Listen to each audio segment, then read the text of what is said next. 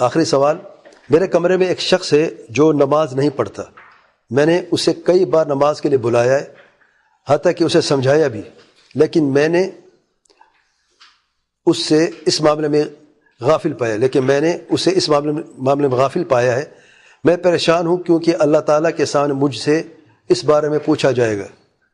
اب میرا دل کہتا ہے کہ مجھے اسے اپنے کمرے سے نکال دینا چاہیے، لیکن میں براہ راست اسے یہ نہیں کہہ سکتا کہ کمرہ چھوڑ دو. مجھے سمجھ نہیں آ رہا کہ میں کیا کروں.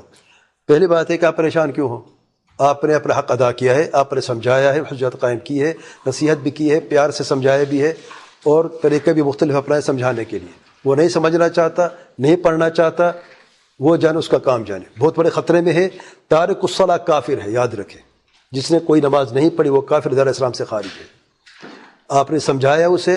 ہم اس بھائی کے دعا کرتے اللہ تعالیٰ سے ہدایت دے دے اور نماز پڑھنے اس کے لیے اللہ آسان کر دے، اسے توفیق دے کہ وہ نماز پڑھے. کوئی واللہ بہت بڑا خطرہ ہے آپ پر جو ہے وہ یہ ہے کہ اسے کمرے سے نکال دے. اگر آپ یہ طاقت رکھتے ہیں آپ کمرے سے نکال سکتے اسے نکال دے. ایسے شخص کے ساتھ رہنا جائز نہیں ہے. اگر آپ یہ طاقت نہیں رکھتے اور آپ کو دوسری جگہ مل سکتے تو آپ چھوڑ دیں. اور اگر دونوں صورتیں ممکن نہیں ہیں تو آپ اس کے ساتھ رہیں، مجبوری کے تحت نصیحت کرتے رہیں، اور جب آپ کو موقع ملے یا اسے نکالنا کہ خود نکالنے کا تو آپ اس کے ساتھ نہ رہیں. واللہ اعلم. سبحانک اللہم و بحمدک. نکالنے سے اور situation will become worse, because if it is associated, maybe آدمی نے کل اس کو ہدایت. میرے بھائی اس کا برا اثر ہوتا ہے، برے دوست کا برا اثر ہوتا ہے، نحوست ہوتی ہے. وہ بار بار سمجھاتے کہتا ہے میں نہیں سمجھا پا رہا. اب ایک راستہ ہو گیا، یا تو وہ جان اس کا کام جانے. سوال میں یہ ہے کہ انہیں بار بار سمجھایا ہے، یہ ایک بار نہیں دو بار، بار بار سمجھائے.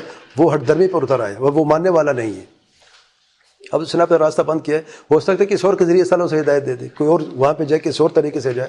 لیکن ایک ساتھ رہنے میں یہ مصیبت ہے کہ کبھی بھی شیطان غالب آ سکتا ہے، اور یہ شخص خود خطرے میں ہے. تو ایسے شخص سے دوستی رکھنا جائز نہیں ہے. واللہ اعلم. سبحانک اللہم و بحمدک، اشہد ان لا الہ الا انت، استغفرک و اتوب الیک.